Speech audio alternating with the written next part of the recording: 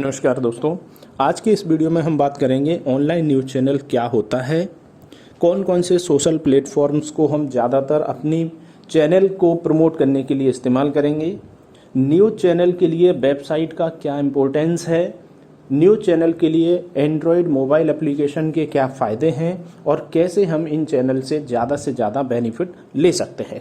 तो आइए बात करते हैं एक एक पॉइंट पर। सबसे पहली बात है कि न्यूज़ चैनल एक्चुअल में है क्या। देखिए, हमें कोई भी खबर जो आज हमारे आसपास या हमारे देश विदेश की होती है, हमें उसे शेयर करने के लिए कुछ ऐसे प्लेटफॉर्म्स की आवश्यकता है जिनके माध्यम से हम अपने खबर के वीडियो, खबर के इमेज या लिखे हुए मैटर को ज़्यादा से ज़्यादा लोगों तक पहुंचा सकें। सबसे ज़रूरी पॉइंट है, आजकल यूट्यूब एक ऐसा माध्यम बन चुका है जहां पर हम वीडियो बनाकर कितना भी खबरों को कितने भी यूजर तक पहुंचा सकते हैं।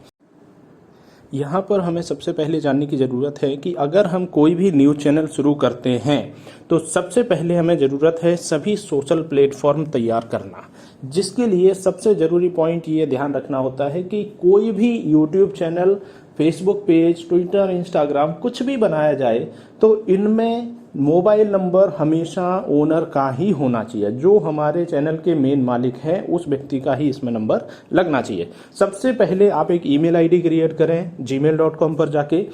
उसके बाद आप अपना यूट्यूब चैनल तैयार करें, साथ ही facebook.com पर जाके आप अपना फेसबुक पेज तैयार करें, अपना ट्विटर अकाउंट बनाएं और इंस्टाग्राम अकाउंट बना लीजिए।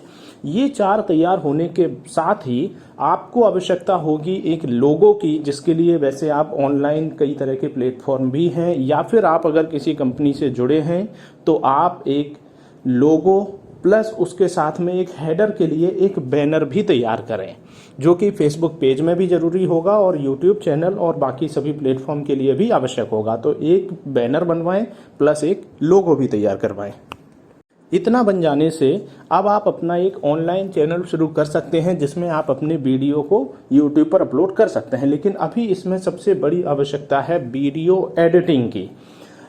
कोई भी खबर जो हमने मार्केट से उठाई है वो एक वीडियो न्यूज़ है, उसमें कोई लोगो हमें लगाना है, उसमें हमें अपनी ब्रेकिंग लाइंस चलानी है कि क्या एक्चुअल घटना है, किस बारे में बात हो रही है। तो उसके लिए वैसे कई तरह के सॉफ्टवेयर उपलब्ध होते हैं जो कि आप लैपटॉप में इस्तेमाल कर सकते हैं। लेकिन कई बार लैपटॉप उपलब्ध ना होने की जगह पर हमें अगर मोबाइल ऐप यूज करने हैं तो कुछ एंड्रॉयड एप्लीकेशन भी आप इस्तेमाल कर सकते हैं। सभी सोशल प्लेटफॉर्म तैयार हो जाने के बाद अब मेन आवश्यकता रहती है न्यूज़ चैनल के लिए वेबसाइट की और मोबाइल एप्लीकेशन की।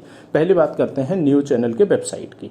इसमें सबसे ज़रूरी पॉइंट जो याद रखना है वो है, जैसे ही आप एक वेबसाइट तैयार करवाते हैं किसी भी डेवलपर से या किसी कंपनी से, वहाँ सबसे ध्यान रखने वाला पॉइंट है कि हमारा जो डोमेन खरीदा जा रहा है उसके लिए बनाया गया अकाउंट में हमेशा मोबाइल नंबर और ईमेल आईडी दोनों ही वही इस्तेमाल की जाएं जो मेन ओनर की हैं। यदि यहाँ पर गलती होती है तो आपको रिन्यूअल के समय बहुत ज़्यादा समस्या आएगा, क्योंकि जिस व्यक्ति का मोबाइल नंबर और ईमेल इसमें कनेक्ट है वही उसको रिन्यू कर पाएंगे, क्योंकि डोमेन हो, होस्टिंग हो, ये सभी रिन्यू होते हैं साल भर साल। उस कंडीशन में हमेशा ध्यान रखें इसको। इवन अगर आपका वेबसाइट बना हुआ है तो आप इसको ऑनलाइन चेक भी कर सकते हैं। एक वेबसाइट है whois.com करके, उसमें आप जाएं, अपनी वेबसाइट का URL एंटर करिए, उसमें आपको पूरा डिटेल मिलता है किस मोबाइल नंबर से, किस ईमेल से, कब बनाया गया है। डोमेन खरीद लेने के बाद अब वेबसाइट के लिए जरूरी होता है होस्टिंग सर्वर, यानी कि जो कोडिंग डेवलपर तैयार करेगा या जो डिजाइनर हमारी वेबसाइट बना रहे हैं वो जो कोडिंग बनाते हैं उस कोडिंग में हमेशा चेंजेस होते रहते हैं, नए नए अपडेट्स वेबसाइट में आते रहते हैं। उसके लिए जो कोडिंग तैयार की गई है उस कोड को हम ऑनलाइन सर्वर में रखते हैं और वहीं से हमारी वेबसाइट रन होती है। यहाँ सबसे जरूरी पॉइंट समझने वाला है, होस्टिंग भी कई तरह की आती है। कई बार अगर हम कम बजट का पैकेज लेते हैं तो उसमें हमें छोटी होस्टिंग दे दी जाती है जिसको शेयर्ड होस्टिंग कहा जाता है। यहाँ जरूरी पॉइंट ये समझना होता है शेयर्ड होस्टिंग का मतलब हुआ एक ही सर्वर में कई तरह की वेबसाइट बना दी गई हैं जो कि एक ही रिसोर्स को शेयर कर रही हैं, तो स्वाभाविक है उस वेबसाइट की कैपेसिटी भी कमजोर होगी, क्वालिटी भी उतना हैवी नहीं मिलेगा, फास्ट नहीं चलेगा। साथ में अगर एक वेबसाइट में किसी तरह का डिस्टर्बेंस होता है तो बाकी सभी वेबसाइट भी डिस्टर्ब होने की संभावना रहती है। इसके लिए हमें जरूरी ध्यान रखना होता है कि हम सर्वर VPS सिलेक्ट करें, वर्चुअल प्राइवेट सर्वर। इसमें क्या होता है, हमारे लिए एक WHM की तरफ से एक cPanel अलग से बना के दिया जाता है, उसमें सिर्फ हमारी वेबसाइट का कोड होता है। चूंकि न्यूज की वेबसाइट लगातार अपडेट होती हैं, हर रोज आप खबरें लगाओगे तो हमें डेटा भी ज्यादा जरूरी होगा।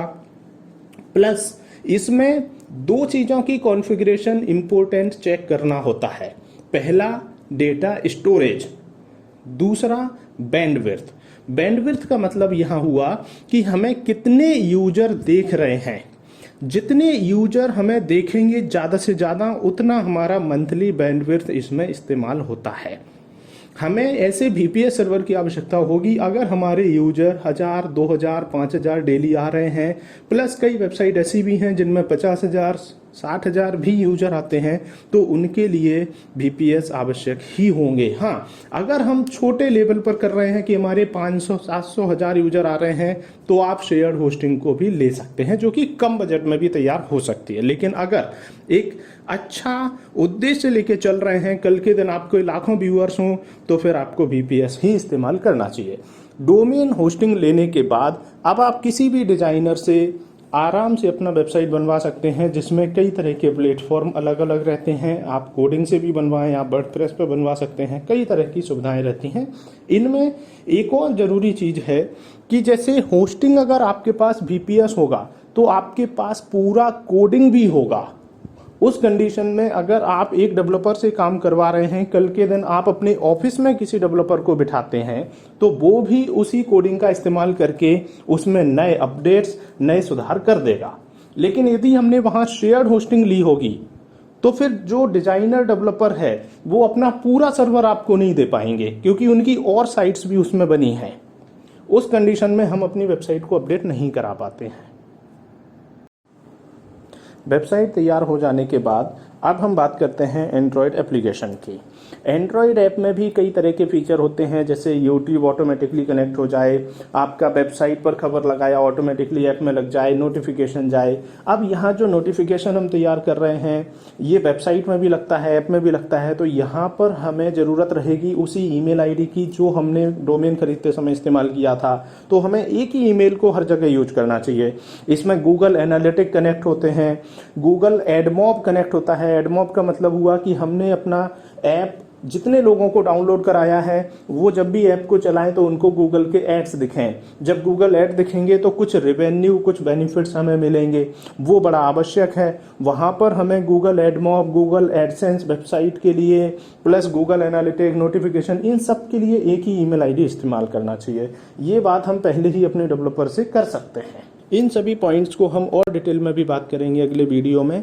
फिलहाल हमने आपको एक बेसिक आइडिया दिया जिसमें हम सोशल मीडिया प्लेटफॉर्म तैयार करते हैं, वेबसाइट बनाते हैं, मोबाइल ऐप बनाते हैं।